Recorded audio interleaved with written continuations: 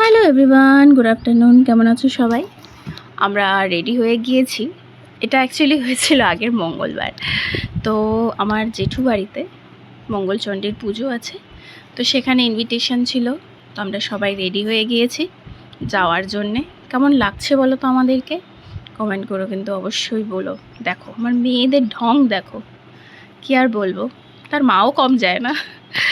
চলো চলে এসেছি, যে চলো এসেই গিয়েছি জেঠুর বাড়িতে। এবার ঠাকুরটাও তোমাদেরকে দেখিয়ে দিই। দেখো কি সুন্দর লাগছে না দেখতে, এই দেখেই যেন মন ভরে যাচ্ছে। ঠাকুরের কাছে চাইবো কি।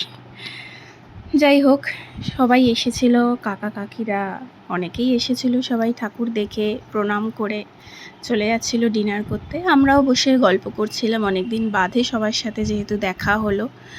তারপর আর কি চলে গেলাম খাবারের জায়গায়। এখান থেকে দেখো চাঁদটাকে কি অসাধারণ লাগছে না? আর ওপরে গিয়ে না কি আরাম লাগছে, কি দারুণ হাওয়া সেদিনকে দিচ্ছিল, তোমাদেরকে কি বলবো। মেঘলা মেঘলা ছিল ওয়েদারটা, গরম একদমই ছিল না।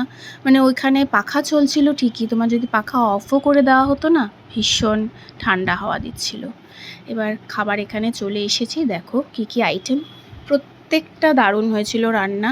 আর সত্যি কথা বলতে মা মঙ্গলচণ্ডীর এই পুজোতে না কখনোই ভাত হয় না, তাই জেঠুরা করেছিল পনির, এদিকে রাধাবল্লভী, ছোলার ডাল, আলুর দম, আর এখানে ছিল পনির কোপ্তা কারি। অসাধারণ রান্না ছিল।